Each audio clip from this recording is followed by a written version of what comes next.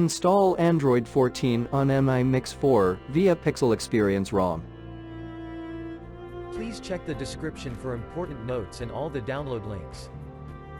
First download ROM and GApps packages, then transfer the downloaded files to the phone storage. Link is in the description below.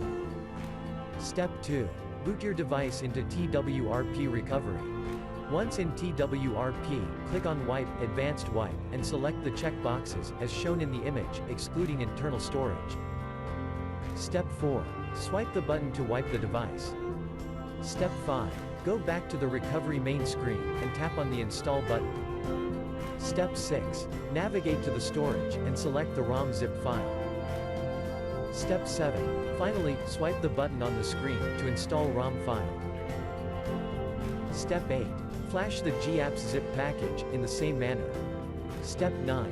After GApps flashing completes, select Wipe Cache and Dalvik from bottom left side of screen, and swipe to wipe. Step 10. When the flashing process is complete, hit Reboot System. That's it, you have successfully installed the ROM on your device.